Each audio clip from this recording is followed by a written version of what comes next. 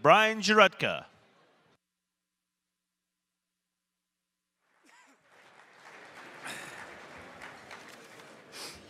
Thank you and good afternoon. So welcome to NIC's 2018 Spring Investment Forum. It's wonderful to see so many of you here today. We're fortunate to have nearly 1,800 attendees at this year's conference, inclusive of seniors housing and care providers on both the real estate side and the non-real estate side, as well as equity and debt capital providers who are among the thought leaders in our sector and of course who are shaping the future of our industry. So as we take a look at NIC's mission, NIC works to enable access and choice in seniors housing by providing data, analytics, and connections that bring together investors and providers. As a 501c3 not-for-profit organization, we have no members or dues, and so we really rely on conference registrations, data subscriptions, partnerships, and sponsorships to enable us to fulfill on our mission. Events like this forum provide for education, discussion, and facilitate connections, improving the efficient flow of capital in the seniors housing and care market. And it really is in part through more efficient capital markets and greatly enhanced transparency that America's elders benefit through more access and choice in seniors housing and care. I want to thank you again for your support. And it's with that in mind that I really want to also gratefully acknowledge the co-sponsors of today's luncheon general session. We have Berkadia, represented by Tim Cobb, Managing Director, Investment Sales, and Yardi, represented by Richard Nix and J.R. Sutherland, Regional Director. Thank you very much.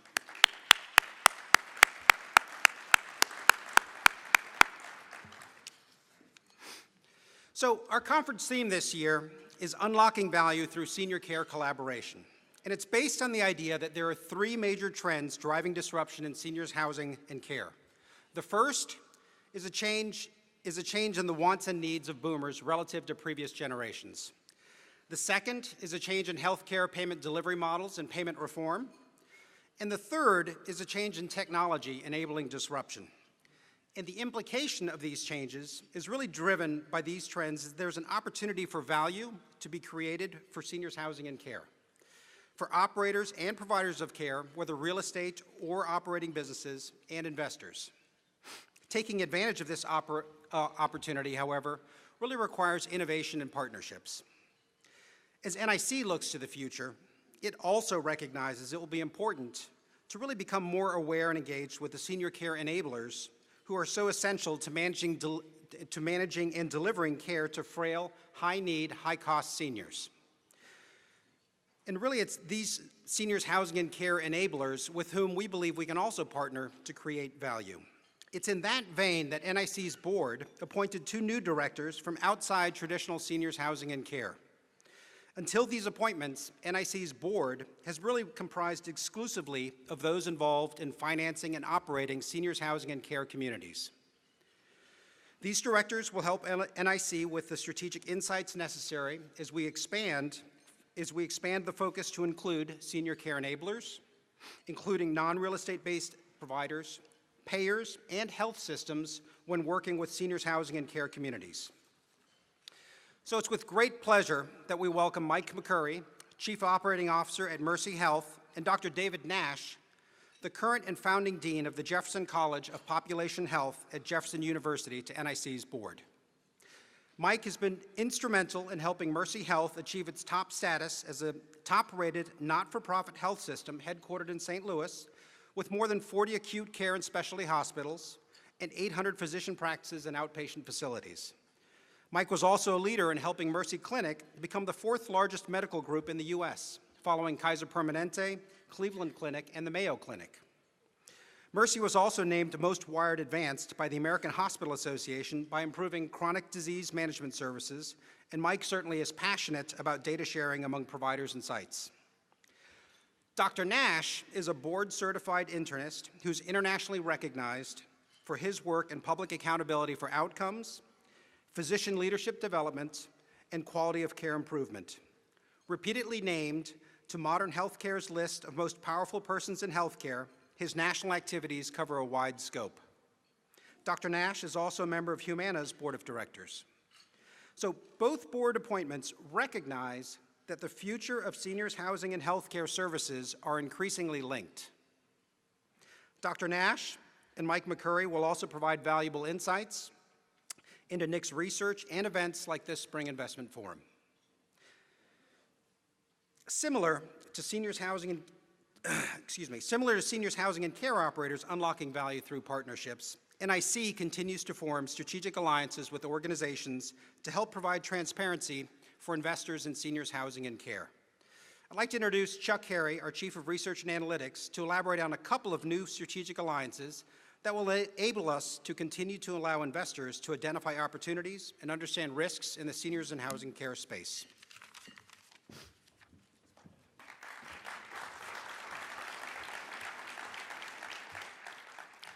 Thank you, Brian. For more than 12 years now, NIC has developed time series data on key property and operational metrics across approximately 17,000 senior housing and care properties nationwide. These data, reported through our NIC MAP data service, provide important benchmark and underwriting metrics necessary to inform investment decisions and encourage the appropriate flow of capital into seniors housing and care.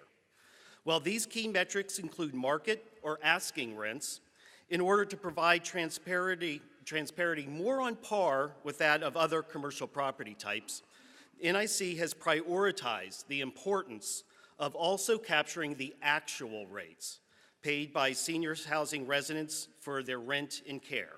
This is NIC's actual rates initiative, for which between 25 and 30 seniors housing operators currently are providing monthly rent roll metrics on approximately 250,000 units across more than 2,500 properties. Operators participating in this priority initiative by contributing their properties data are required to configure their data files to conform with NIC's specifications, which include specific file formats and standard field definitions. For operators, this at times can entail a fairly arduous setup process to meet NIC's file submission requirements. There is, however, a more efficient means of collecting this data for both operators and NIC alike, in one which NIC is pursuing. NIC is seeking to have the leading senior housing software providers incorporate within their respective software NIC's standard file configuration in order for their operator clients to more easily contribute data to NIC's actual rates initiative. NIC congratulates Eldermark for being the first senior housing software provider to complete the process of incorporating the NIC actual rates reporting in their product. Eldermark's groundbreaking support of the actual rates initiative enables NIC to further expand our coverage in reporting actual rates and moves the seniors housing sector's transparency yet closer to that of other commercial property types, thereby allowing investors and operators alike to better identify competitive risks and assess market opportunities. Thank you, Eldermark, for supporting this critical industry initiative. NIC looks forward to working with other senior housing software providers as well in incorporating actual rents or rates reporting within their respective products in order for us to collectively further advance the sector's transparency and better ensure the appropriate flow of capital into senior living. Being a network and having visibility into healthcare outcomes is becoming increasingly important among skilled nursing providers in a value-based world.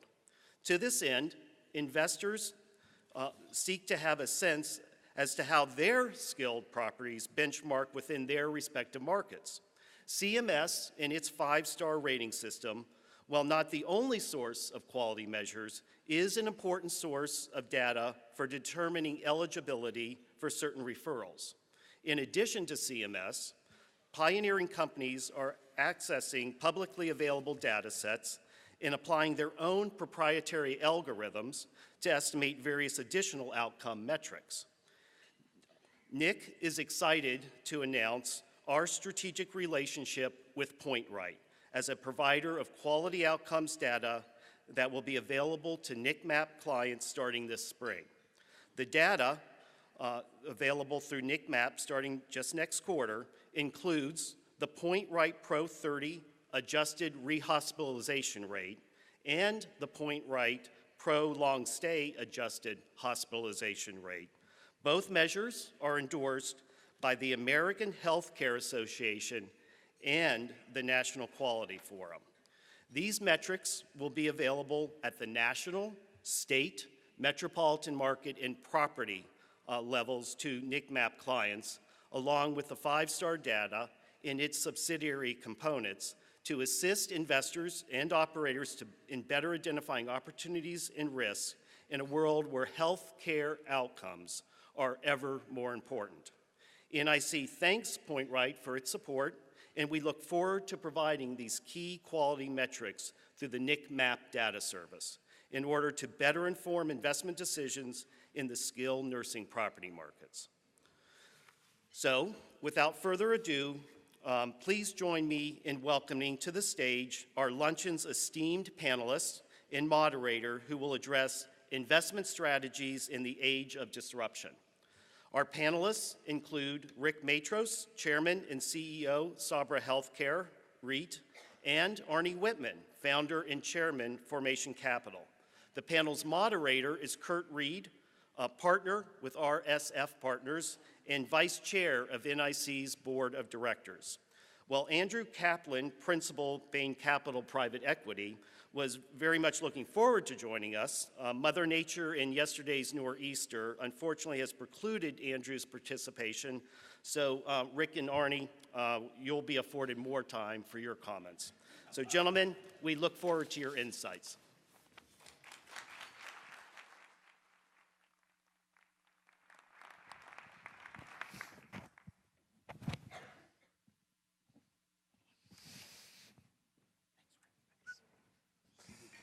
Yeah, no, you can sit there. We're esteemed, by the way, according to Chuck. So anyway, please keep your, slings and arrows to a minimum. Before we get going, I wanted to just I have to remind myself sometimes, or remind all of us of a few key facts here. So I'm going to read you a few things. We see increasing focus today by healthcare policymakers and payers on the frail, high-need, high-cost seniors who are served in senior housing and nursing care properties, and in many instances call these places home. Why are payers and policymakers so focused on this? First of all, when you looked at the 2017 budget, Medicaid and Medicare, you combine those two, are now the largest category of our federal spend of $3.9 trillion a year. It's now 25% of the federal budget. Social Security is only 24%. Now, if you take that spend on Medicare and Medicaid, 10% of the Medicare beneficiaries spend 60% of the Medicare program dollars. Medicare beneficiaries with chronic conditions and 2 or more ADL limitations cost Medicare 3 times as much as other Medicare beneficiaries. And Medicare spends 30% of its budget on beneficiaries in the last year of their lives. And to everyone in this room knows this last fact, 55% of all Medicare beneficiaries are now in some type of population-based care, and 60% of those are in Medicare Advantage plans. So the world has changed a lot in the last few years, and everybody is focused on the people in this room, whether they're real estate investors or operators or consultants. It really matters now. So today we have 2 investors. We're going to have 3, but we'll make do with 2. And who have been investors and operators in the business for a long time. They have a lot of experience and are focused on the opportunity in front of us. Let me introduce first to my left, Arnie Whitman. Arnie is the founder and chairman of Formation Capital, a private investment firm in senior care with over $8 billion of transactions under his belt. He's also a managing member and co-founder of Generator Ventures, a venture capital fund focusing on innovation and technology solutions for aging and senior care. Welcome, Arnie. Rick Matros, to my right. Rick has served as Sabra Healthcare REIT's chairman, CEO, and president since its inception in 2010. He was chairman and CEO of Sun Healthcare Group, Inc. from 2001 until the transaction, which created Sabra in 2010. And Rick's been an investor, founder, entrepreneur in many healthcare-related service businesses, as well as your role as chairman of a REIT. Welcome, Rick. Thanks, Kurt. Okay. So what we're going to do here is I'm going to pose a series of questions to Rick and Arnie, and we'll see where the dialogue goes. The first one is, as a real estate investor myself, when you look back at the data of what's been driving real estate investment capital formation over the last 30 years, we've really been in an interest rate supercycle, a declining interest rate supercycle. When I was coming out of college, early 80s, you had Treasury, 10-year Treasuries above 10%. And I was taught that you would underwrite to a spread to that. So as interest rates have declined, we'll go to Rick first. So with that super cycle of ever decreasing interest rates now over, I'm going to declare that, won't real estate investments lose their relative cost of capital advantage, and thus senior housing and care property investments will become less attractive as interest rates rise? Yeah, so I think the answer is no, primarily because people have really short memories. You talked about coming in when the 10-year Treasury was at 10. I'll take 5. People are freaked out about 3. It's just not that big a deal. But again, people have short memories. So I think there's a lot of runway for interest rates to go up, much more than anybody is predicting over the next number of years before it becomes an issue. And once it starts getting a little bit too high, that should start affecting cap rates. So you can still do investments at spreads that are reasonable. Yeah, I mean, I would say the REIT business did exist in a higher interest rate environment, and Right. So there's no reason for it not to exist if rates rise. Exactly. Arnie, what do you think? I mean, you've been investing in the space for a long time. I mean, what do you think about the real estate side of the business? Is this on? Can you hear me? Yeah. There you go. First of all, thank you and welcome to everybody here. This is a great crowd. I'm honored to be sitting up here. I looked at my picture down here on the bike. I look better with hair. You turn 65, this is what happens. First of all, everything I say today is my own personal opinion. It has nothing to do with does not represent any of the companies that I represent or make on board.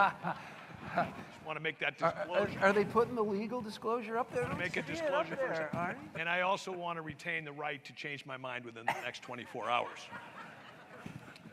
So, with that said, look, I love real estate, and look, if rates went absolutely crazy like they did back in the early 80s or something, sure, tremendous impact on real estate and people who are investing that way. But there is so much capital today that is looking for yield. And we have such a compelling story as you look at, everybody knows about the demographics, but the compelling reality of what's being created as a value proposition in our industry with that intersection of senior care and healthcare. Real estate is a really, really dynamic investment vehicle. I'm a big supporter. As Rick said, you get a couple, even a 5, right? I mean, that's a great cost of money to get a yield on it. And will it affect valuations? Well, it depends, right? I mean, every real estate opportunity is its own real estate opportunity, and depending on what it is, and if it's a turnaround or a stable property, or if it's a private equity firm or a REIT or whoever. But I see real estate only being, as represented by the 1,800 people that are here and by all the success that Nick has, real estate is a very, very important investment vehicle. And the more of it that I can get that's good and quality and has good management, more bullish I am. Terrific. As I look back and think about other industries that might be an analogy for us, for the audience to think about, as compared to the senior housing and care real estate side, what do you think about the hospitality business as an analogy? In the early 80s, hospitality, hotel properties were probably financed 98% on the real estate side. And, Marriott and Hilton were they were really not important to the investment decision. Today, you have extremely well capitalized, extremely valuable operating companies still paired with real estate investment trusts on the hospitality side, but the value that's been created on the operating side of the business has far exceeded the value on the real estate. It's been good investment. Do you think that as the industry evolves over time, we will see an increase in valuation, an increase in emphasis on the operating side of our business here in terms of capital formation that's similar to what's happened in the hospitality business? Yeah, so I think it's already happening, and I come at it a couple of different ways. So on the senior housing side, and I'm not really talking as much about independent living as assisted living and now memory care, you had so much development in the late 90s and the early 2000s that you had an oversupply issue. Then the recession hits in the mid-2000s, so operators started focusing on aging in place.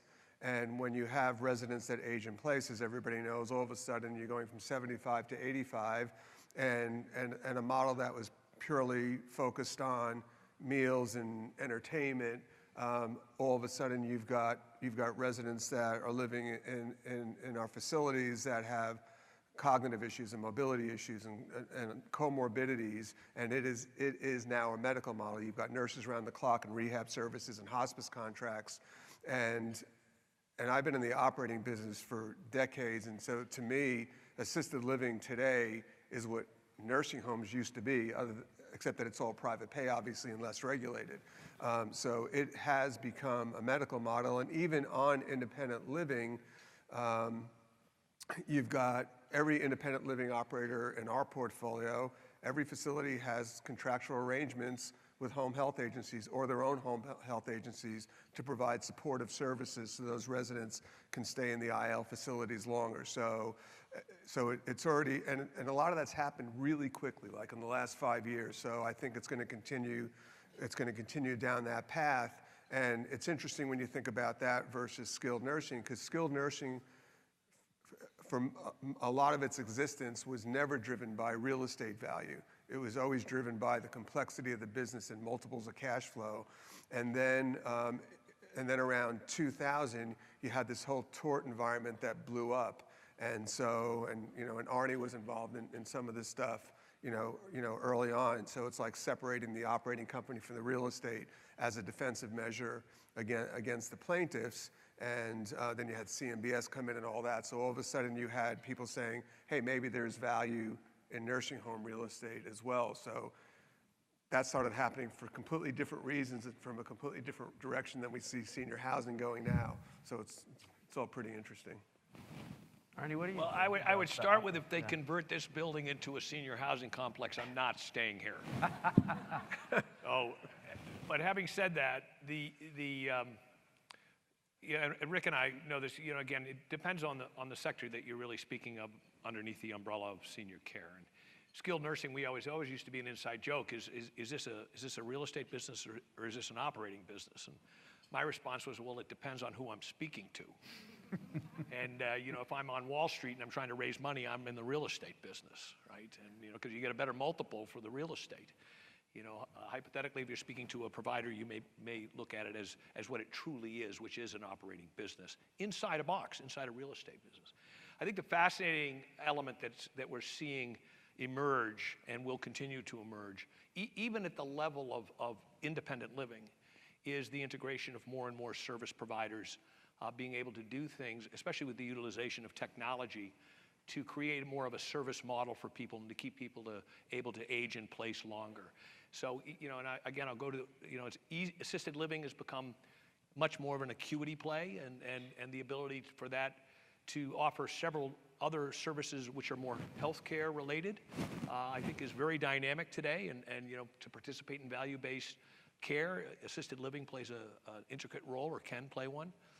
Even independent living, when you start to think about the ability to monitor and to be able to accumulate data on individuals and their wellness and their well-being. So rather than calling it healthcare, you can call it wellness or preventative medicine, but the ability to create environments where people are able to sustain their health longer, to not go to the hospital, to reduce or mitigate chronic illnesses, those are really dynamic elements of care that are actually offered or can be offered in a setting of an independent living facility by a third party, and in some cases maybe internally. But I think that trend will continue, and I think you'll more and more see that. I do want to end with one thing, which is I always thought it was, we always used to get a kick out of, again, going back to the skilled nursing sector. So, people would look at when they were looking at investing in skilled nursing, and they would look at your cash flow, as Rick mentioned, and we would put rehabilitation services into our cash flow, right? But if you really dissect that dynamic, it was being delivered by a third party, but yet it was considered to be part of your real estate. And so we were going, well, this is fantastic. An operating business trades at a 6 or 7 multiple. My real estate trades at a 10 or 12. This is incredible. Why this doesn't make any sense? It was one of those situations where we started thinking over and over, how do we convert our operating income into rent so that we can gain an arbitrage that really shouldn't exist? Yeah, well, I think that's why I find the hotel business to be a fascinating model, because when the value is actually recognized by the investor on the operating side, whether it's through branding or great operations, you get very high multiples on the operating side. Now, one of the things that comes with that, and you think back over time, is the question of leverage. And what is the right capital structure for our industry? And obviously it depends on different asset classes. But how do you view leverage today for the full enterprise of a skilled? Let's start with the skilled nursing business. If you had combined the operations and the real estate together, Rick, how do you think about leverage in that model? So first of all, different entities approach leverage differently, as everybody knows. Whether you look at it differently from a REIT perspective, if you're a private equity fund, you're going to lever things up more. Where I fall is I think a lot of the leverage that I see being put in place even as we speak, and particularly on the senior housing side with all the private equity money in, is really dangerous. Operators need as much breathing room as possible, so I like to see leverage as low as possible. Every business, we're in a different cycle right now, and there are different reasons for what's happening in senior housing versus skilled nursing, but the businesses always go through cycles, and there's always ups and downs, and operators always have to have enough breathing room. And what I've seen, and look, I've done bankruptcies and turnarounds, the operators that fail, you've got really good operators that fail sometimes because they don't have the breathing room and the excess cash flow to execute on some very, very good business plans. And I think there's too often too much of an insensitivity towards the operator, and obviously having been an operator for 30 years, that's where I come from. But I think it's really critical, and I think in an environment that is as dynamic as this one is, as a senior housing model is changing, as a skilled nursing model is changing at least as dramatically, if not more so than senior housing, that you've got to be really prudent about the amount of leverage that you have in place on these entities. Marty, you've never met a loan you didn't like. So, I'm looking at you, Arnie.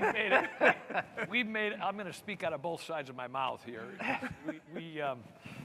We've utilized leverage throughout my career. I guess when you have no money, you don't have a lot of choices. Which, when we started our business, it was a couple of guys and a dog, I think, and some duct tape and some chicken wire. But the leverage is, as Rick pointed out to me, I think is very dangerous. It improves through cycles. It's a gambler's game, right? I mean, and Wall Street loves to play financial engineering, aficionados who are going to creatively structure some new vehicle to be able to add another layer of debt or some kind of tool to enable us to extract more capital or raise more capital on a given project. And it gets dangerous, especially in a downturn. And you're seeing it happen right in front of our faces with skilled nursing right now. And you know, I'm the first to admit we have dangerous leverage levels coming out of a cycle where one might look at it and say, well, that makes some reasonable sense. But you have one change, one stroke of the pen, one change in the way things are paid, one economic event that takes place in the world, all of a sudden things shift, and you're stuck, you're hung. And we've seen it happen over and over again. But then, greed is it's an amazing force. You start to realize that the utilization of it, it's like hot potato, right? If I can use enough leverage to get my money out, I'm safe, and I pass that risk on to someone else. It's a dangerous proposition for people to be doing business under. So one of the things is a little bit of a mystery to me. If you're an outsider and you look at the business, particularly on the skilled nursing side, and you said, well, I could buy an asset unleveraged, and let's say the market clearing cap rate is a 12 cap. I can get a 12% unleveraged rate of return by buying that asset. And you look globally across the world, and if you said just, hey, would you want a 12% unleveraged rate of return on an investment in a growing business, has unbelievable demographics associated with it, why would you need to apply any leverage to that? I mean, do you have a reaction to that as essentially a very good return before you even put leverage on it? Well, I think that's actually the case look, there's a big disconnect between sort of the private markets, certainly in skilled nursing, and the public market.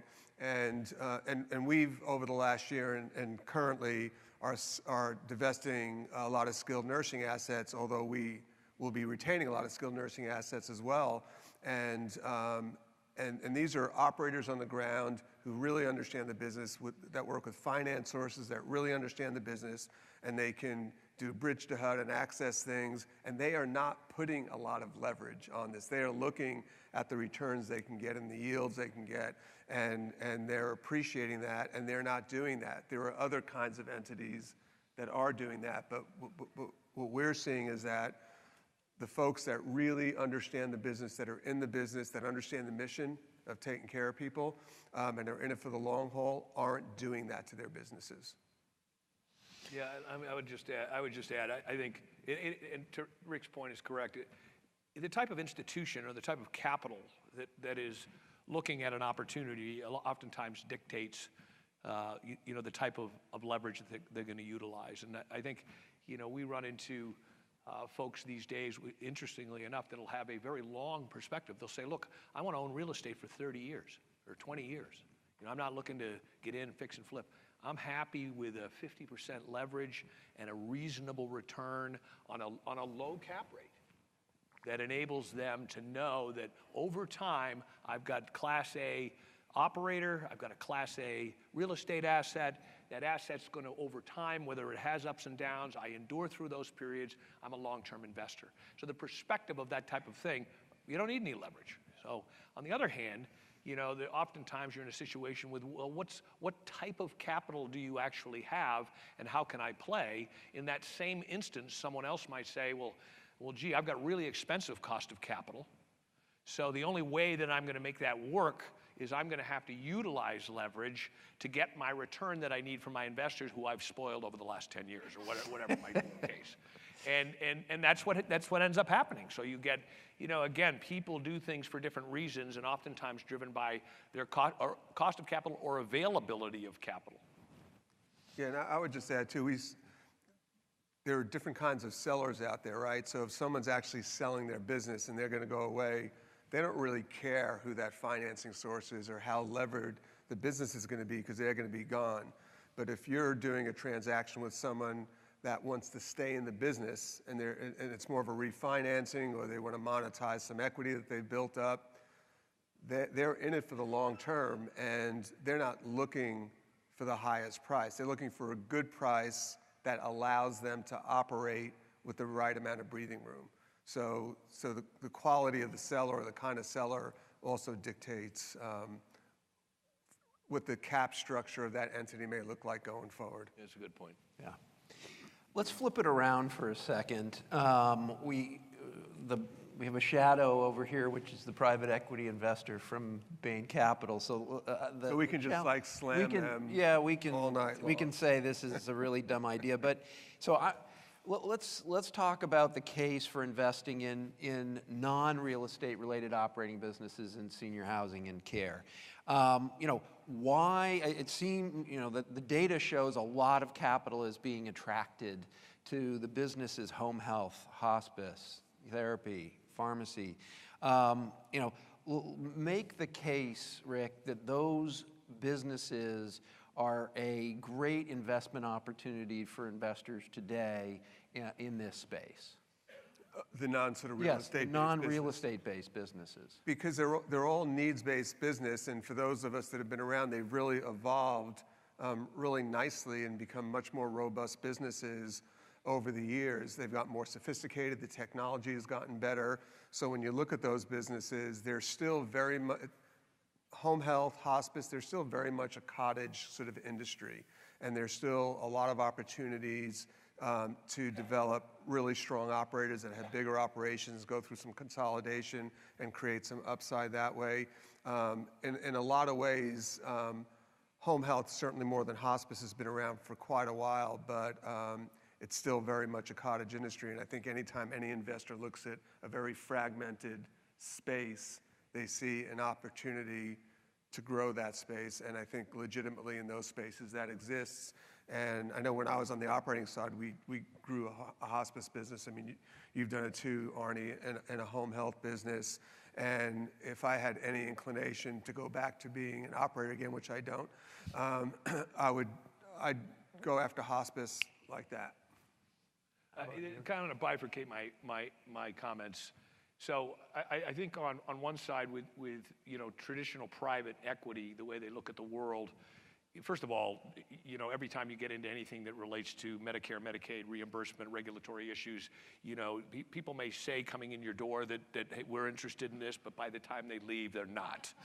And so, you know, most institutions of significance look at the same data that we look at, right? They you know, get their information, maybe it's from Nick Mapp, wherever it's coming from.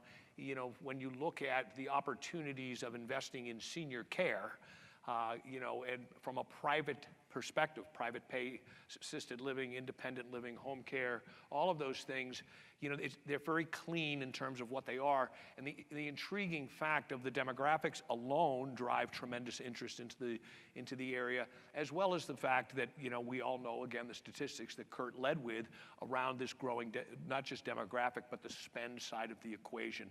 So to me, it's a, you know, the premier assets, premier private pay, the premier companies, private equity is going to want large and best in class. Their focus is we want to get in something that we know we can keep growing, that has a fantastic management group, and it keeps growing. You know, on the flip side, for someone like Formation Capital, and we're a private investment firm, we don't quite call ourselves private equity because we're a little bit different in the way that we do business. But you know, our attitude is always, how can we be more than capital to an investment opportunity? So we may look at the same opportunity someone else is. Our cost of funds are typically going to be a little more expensive than a traditional private equity shop. But our strategic advantage that we have over them, with whether it's, you know, synergies that we have internally with other companies, with the reach that we have in the industry, the relationships we have in the industries, the infrastructure that we have, the expertise that we have, we think we come to this investment opportunity with a different perspective and a better perspective as it relates to structure, risk, and opportunity. So again, it's different based on kind of who you are and how you're looking at what kind of returns and what kind of risk you're willing to take. So next question I've got for you guys, I call follow the money, okay? Determining the attractiveness of payors, which could be customers, okay, appears to be of a paramount importance to investment strategy and investors. So many investors have moved to invest in the senior care business that have direct private pay relationships with their customers. Does that strategy resonate with you? And was that important when you were looking at, for example, your Enlivant investment? Yeah, so for us, we started out, when we did the spin from Sun, it was all skilled nursing. And I love the asset class and branching out into the various different kinds of senior housing businesses wasn't a function of being concerned as much about government reimbursement or not liking skilled nursing as much. It was really a function of, when you look at the history of REITs and growth, the REITs that are more diversified from an asset class perspective tend to trade at a better multiple, so create better returns for your shareholders. So it was really a function of that. Clearly there's a huge attraction to private pay because things happen with government reimbursement. But if you look at actually the entire lifespan of skilled nursing and government reimbursement, it's been remarkably stable for the most part. We had a big upheaval with BBA in 97, which was really just a miscalculation that the government tried to make amends for in 2003. So, it's been remarkably stable. And I think when you've been on the operating side, and a lot of you guys are operators, you get used to this every day, and you don't have the same level of angst that an investor has who isn't in the business every day and doesn't understand it. And even though there were changes and there were sort of highs and lows with government reimbursement, what I've always seen and the faith I have is that we have to take care of people. And this is a needs-based business, and there's a certain amount of cover there. And I spent enough time on the Hill in D.C. to know what the mentality is of legislators, and they are seriously concerned about access issues. They don't want to be running for re-election and have us run TV ads with them shoving grandma over the cliff in a wheelchair. And even if you look at the recession, every Medicaid sector was cut except for skilled nursing. It was flat, and it was up and down in different states. I'm talking on an aggregate basis. It was the only Medicaid piece that wasn't cut. So I think there's a certain level of cover and protection there. It may not always be what you want it to be, but it's there. So I totally understand, the fear and the concern about government reimbursement and the appeal of private pay. But you've got issues on the private pay side, as well, as people continue to try to drive rates and add levels of care. At some point you kind of max out, although with the rise in interest rates, that's actually helps our residents, right? So that gives you a little bit more play and more elasticity on your top line, but. Will you restate that question? Not that I wasn't paying attention. You just didn't like my answer. Yeah, so I said, follow the money. All That right. part I liked. Follow the money. Determining the attractiveness of payors appears to be of paramount importance to investment strategy and investors. Okay. Many investors have moved to invest in senior care businesses that have a direct private pay relationship with the consumer, such as assisted living and home care. Does this resonate with you? And if so, why? I'm going to go with no. See, you agreed. Right. There you go. All right. Let me see if I can get this back on here. Can you hear me? Okay. Let's talk about the skilled nursing business. Okay. In the late 90s, you just referred to it, we had the transition from cost plus to fee for service, which was a major bureaucratic miscalculation, which was rectified over time.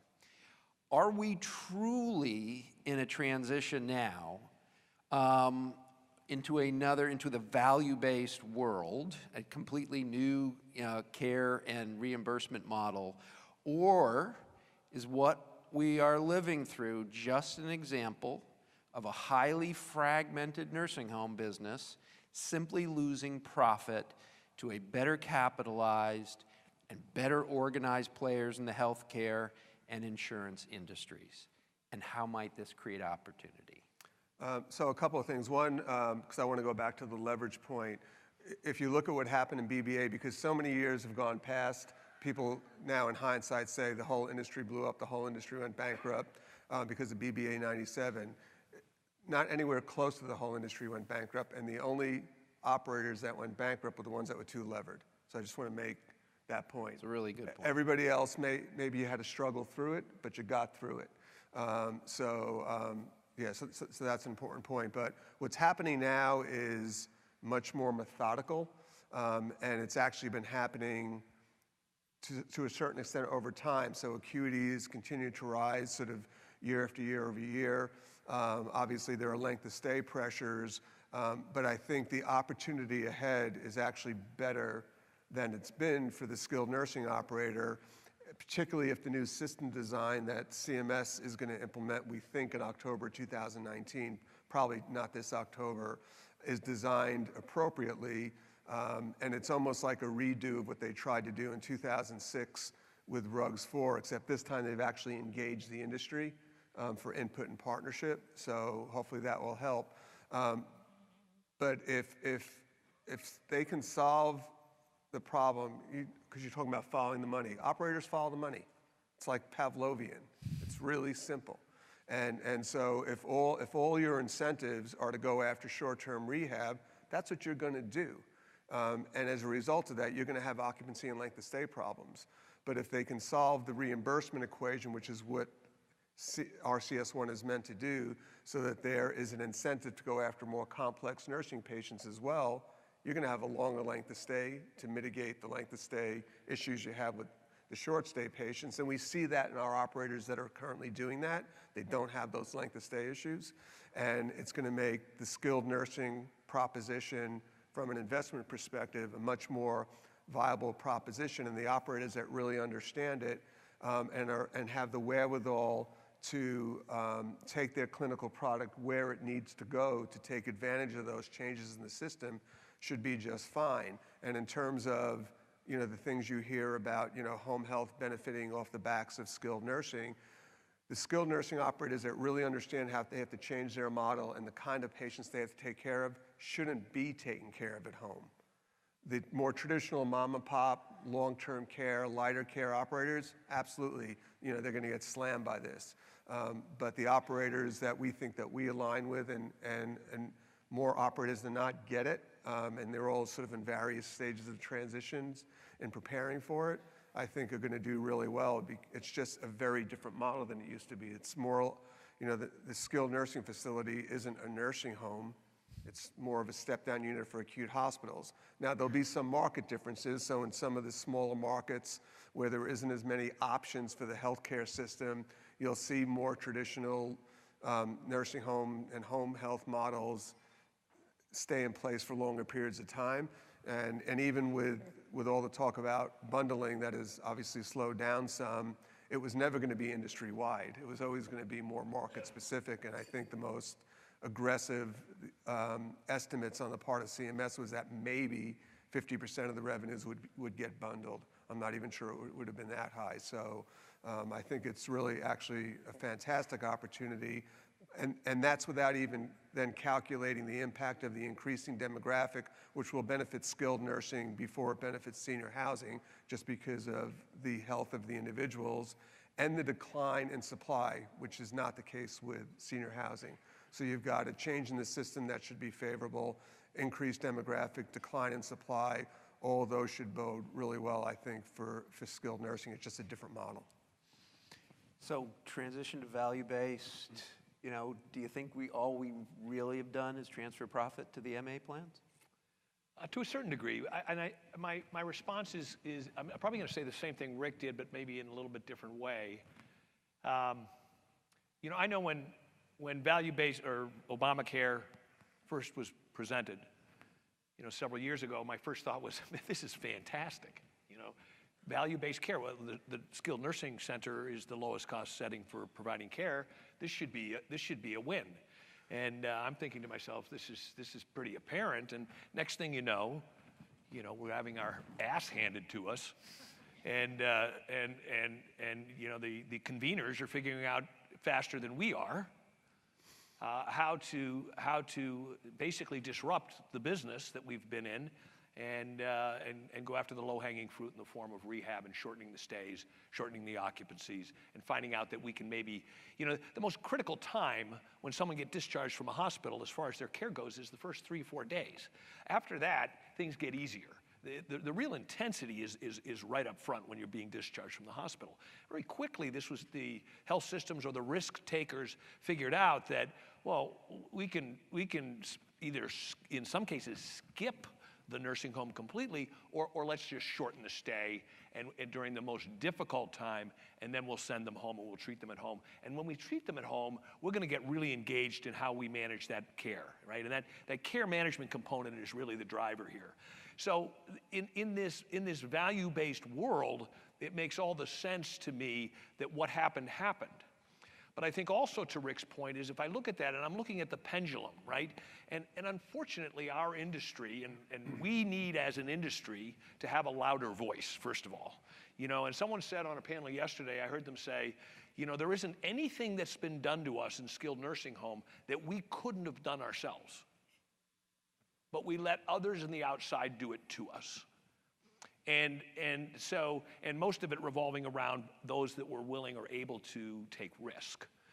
And so as I look at the future, as I look at what's going to take place, I do believe that the pendulum swung through, and now we start to see that, well, let's see, now, how do we utilize the skilled nursing setting? And I'll start with that, and then I'll go to the others. How do I utilize this setting more effectively to reduce costs?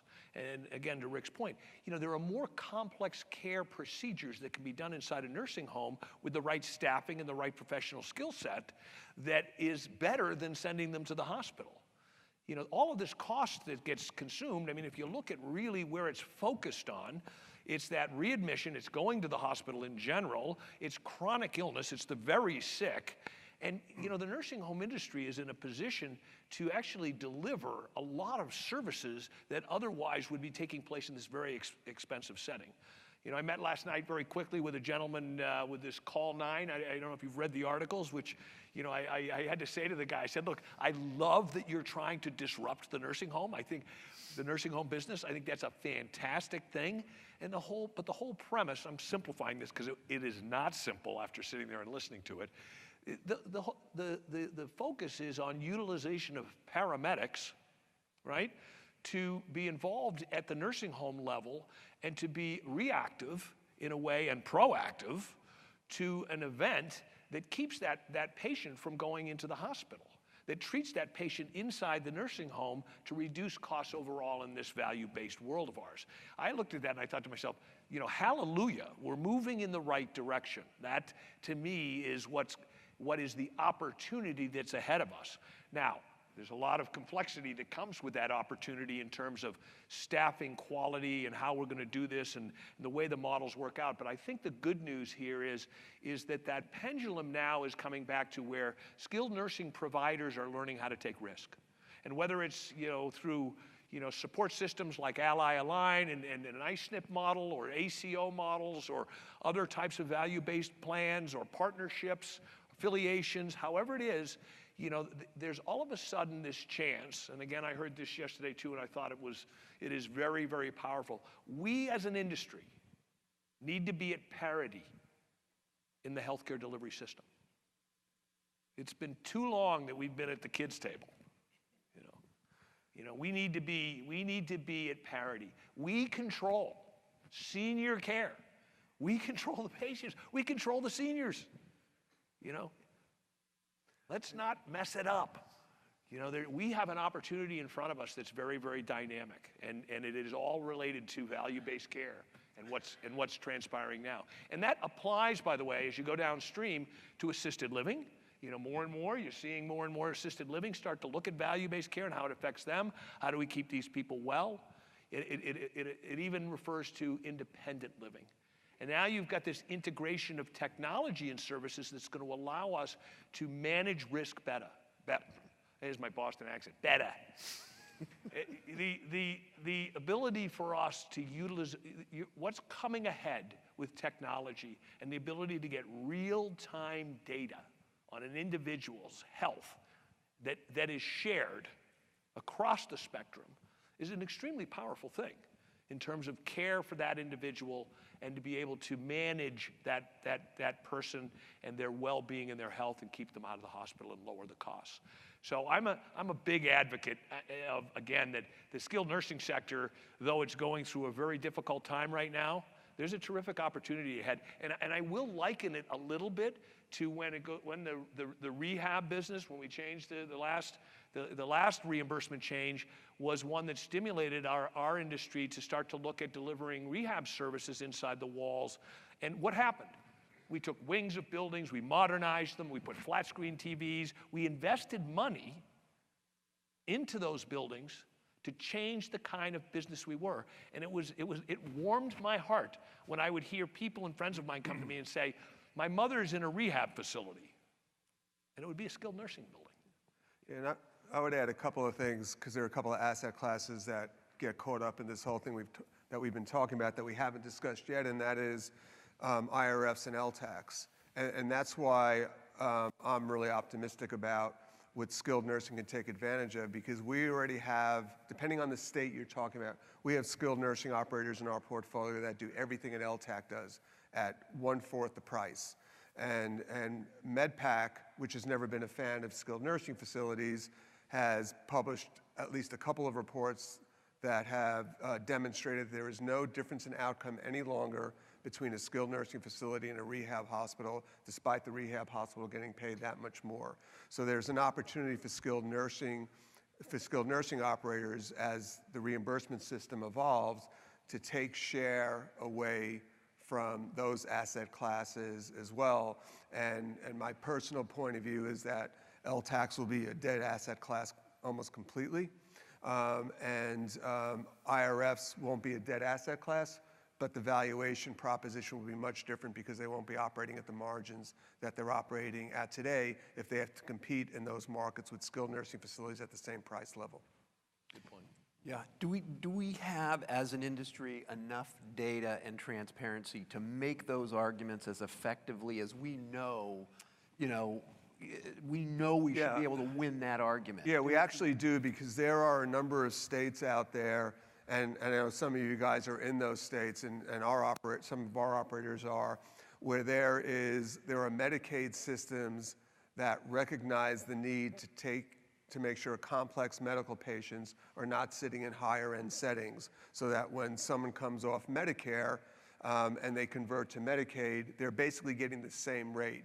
So these operators can take vents long-term, dialysis patients, and they're doing it now. So, and that's just in our portfolio. We have real data points in terms of the kind of outcomes that are being provided to patients that historically have been taken care of in rehab hospitals and LTACs with fantastic outcomes. And if you walk through these units, you would be blown away by what they're doing.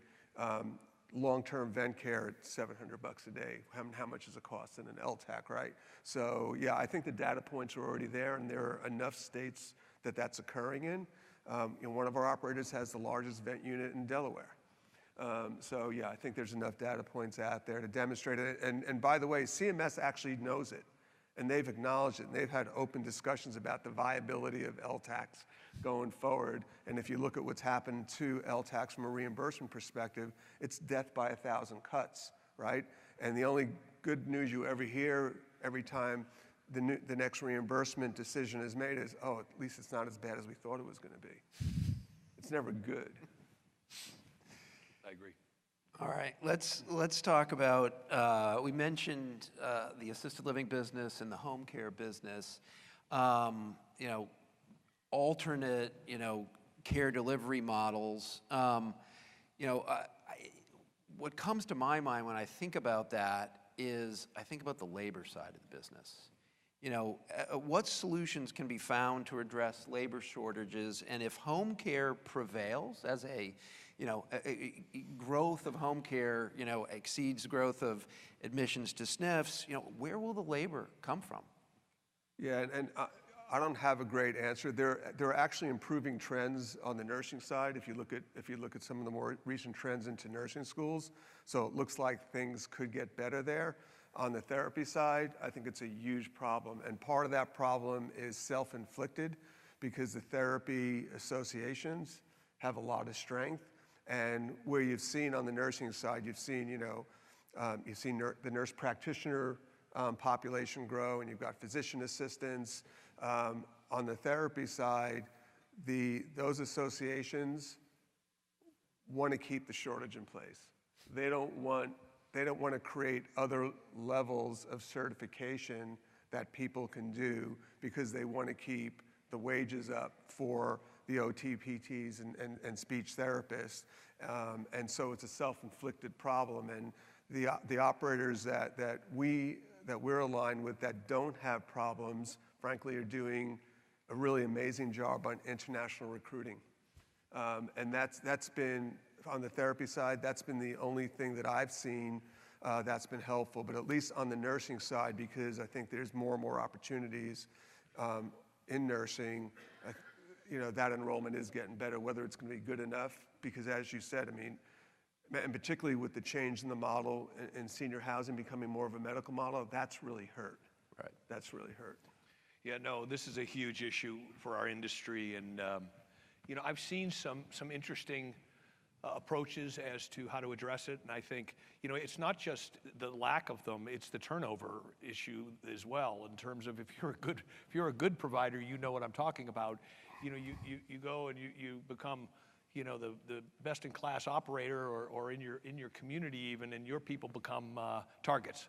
Right, so it's not just the element of where do I get my basic employees, and I'm talking across all of senior housing now, but it's how do I keep them, and usually somehow pay is related to that. So, I think some of the things that we're seeing from a technology standpoint address the ability to potentially real time be able to identify quality labor and along with scoring of that labor as a way to fill shifts instead of using agency, right? So the use of agency, and in skilled nursing, it's just out of hand. It certainly is for some of our companies.